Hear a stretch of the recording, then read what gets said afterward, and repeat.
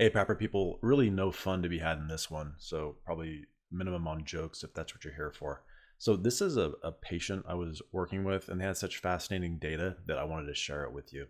So the gist of this is the onset of Cheyne-Stokes respiration. So there was the person, let me say this, there's no script, as you can clearly see as I bumble and blabble along. They live at 8,000 feet, so pretty high elevation. And they've lived there for years and years. It's not like a new thing. And if we look at their data, we can pick pretty much any day and see that they were using EPR on an APAP. Not the best choice, but I mean, really, there's just a lot of obstructive events that are occurring. If we, you can scroll through these as we will, and just kind of look. I mean, you can see there's a lot of obstruction occurring. And the pressure, I mean, at the highest, it gets to like 15. You can see like right there, some really clear obstructions occurring. But more or less, that's it. Let's kind of scroll through some days here and just get a feel for what they're doing. Lower pressures, some palatal prolapse right there. A lot of very clear obstructive hypopneas throughout here. That's clear decrease in the gasping for air. And EPR being on 3 still, up in that anywhere from 15 to kind of like 10 range. And then you can kind of see that their range is actually from 10 to 20. What they felt is that there was something that occurred in April that changed everything, and we'll take a look at that. Here's some REM. It looks kind of crappy, but whatever. We have a lot of leaking. Leaking actually improves as he goes on. He starts to tape and things like that. Oh yeah, by the way, this video is sponsored by cpapsupplies.com. More on them later. So we progress. You see very similar look to all the data. We have these very clear obstructive events. Okay, once we start getting closer to April and into April, you'll notice that there's kind of a shift. And this is what I mean. So a lot of obstruction here. So probably positional, to be fair, because it gets so much worse. But then look at these kind of events. All of a sudden we have this Cheyne-Stokes respiration pattern starting to emerge after periods of awakenings. Not a big deal in itself, but just something to keep an eye on because we haven't seen this before. Okay, then we have another segment of that same Cheyne-Stokes respiration pattern, that waxing and waning like this. And this is one of those things, it's ironic here, a couple things. One, the Cheyne-Stokes respiration signal from not Oscar, but the machine is being reported as 0. So this person's doctor has no idea this is going on. And the other thing, they're not being flagged as anything, not even obstructive apneas. So there's absolutely nothing going on. The pressure is fairly low here. So we saw this pattern high, we saw it low. Just some things to make note of. It's also not all night. If we zoom out, a pattern does not happen all night long. Okay, so let's go ahead and progress some more. So none of it on this night, no Cheyne-Stokes respiration pattern, just obstructive events. So like right here, we start to see, let's see, is this, okay, those are more obstructive events, but near the end of the night, we do see that same Cheyne-Stokes respiration pattern. All right, into April. So we're gonna start seeing more of a noticeable change. I'm just gonna kind of click through these because it's not every night. Okay, so like right, these segments here, very clear Cheyne-Stokes respiration pattern.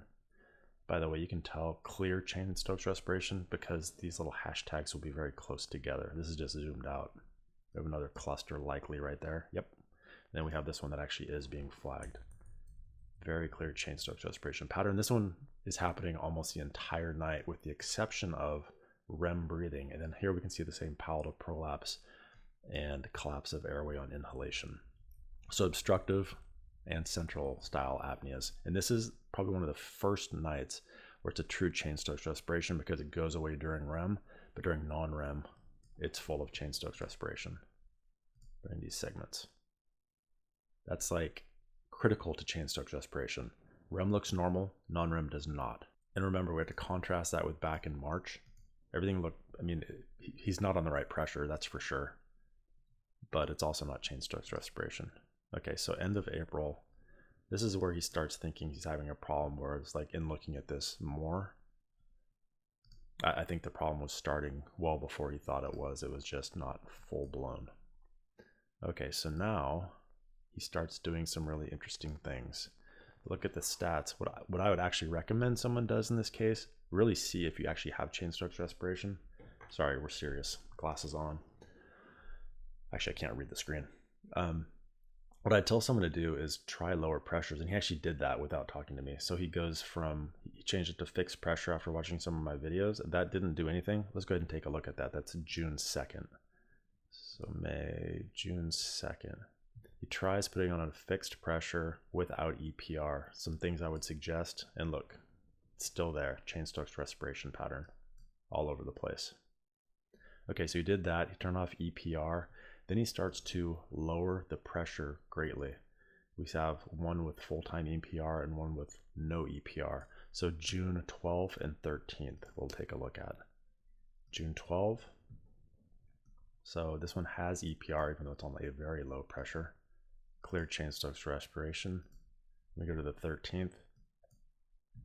And we still have these periods of clear Cheyne-Stokes respiration without EPR. Now this is really weird, right? Because he was having obstructive events on higher pressures, and all of a sudden those obstructive events are gone, and now we have Cheyne-Stokes respiration pattern.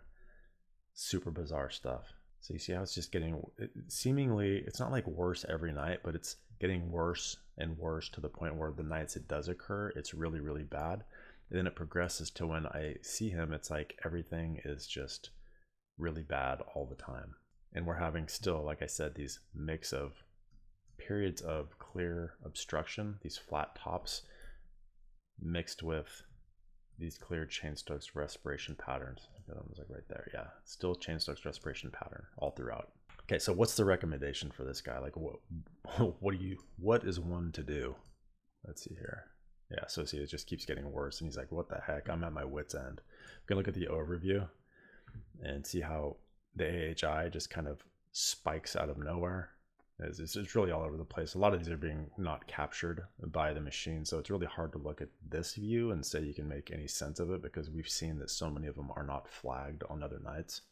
So the machine's really basically useless. See all these unflagged events. So what is one to do? So he already did it. Decrease EPR or turn it off. Decrease pressure to see if the central apneas will go away. A lot of people will say, oh no, you need to be on bilevel for this. Bilevel is not going to help with this at all. Cheyne-Stokes respiration is unfazed by bilevel, so that's going to be a big negative. So there's some medications you can take. I can't remember the name. It's for like the high altitude medication. The name is escaping me. That's something you can try. Another thing people in this situation can try are things like increasing the dead space. So people have heard of EERS. It stands for enhanced expiratory rebreathing space. So you add like 100 to 150 milliliters of dead space. So you block all the holes on your mask, or you use a non-vented mask, and then the exhalation port is like down here somewhere. So you have all this area that just kind of fills with CO2, and so you're rebreathing CO2, keeping your CO2 levels higher and thus more stable. Another thing which seems to not make sense, because it's the exact opposite of what I just said, is adding oxygen supplementation if you're at high elevation. But this came on all of a sudden. So, I mean, realistically, what probably happened, and what I actually consulted him, or I said, your doctor needs to be in the loop on this for sure. You know, oftentimes it's things like congestive heart failure that start up. So having like an echocardiogram is helpful to see what the function of your left ventricle ejection fraction, like the efficiency of every beat, because it's probably diminished is my guess. If everything else has remained the same, and you see this slow transition, it's probably that. So anyway, on that note, using ASV is actually another option. You know, ASV is excellent for Cheyne-Stokes respiration such as this. And then for periods of the REM breathing, we have this REM pattern right here, and there's these really clear obstructive, events leading up here and here, and there's several of them. So there is an obstructive event, there's a central event. So central apneas are helped by the ASV, and so long as it's not like an upper airway resistance syndrome type situation, the obstructive events should be taken care of adequately by the ASV. So that's probably the best option, but it's kind of a longer road. So there's a good time for a nice little transition here. hey, if you need a ASV, you're going to need a mask. I don't know if they sell ASVs here anymore, but all kinds of masks. Look at these masks. You can get all kinds of masks. You can get them with discount code LeftySummer. Save 25% off your order. And then if you check on the main website, the main front page, free RX services, so they'll help you get a prescription, free shipping, 30-day mask guarantee, loyalty reward program where you get $5 for every 100 points you earn, and then 30-day price match guarantee.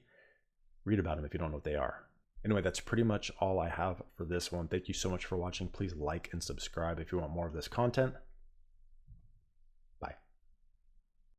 And time for an extra thick thanks, buddy, to my top level supporters: Doug Toombs, Jason Georgiades, Patricia Espelong, Stuart Hetherington, Alan Liu, Edward Steiner, and I'd like to say thank you also to these people, as well as those other people. Up the ante, you get a shout out. Thanks for watching.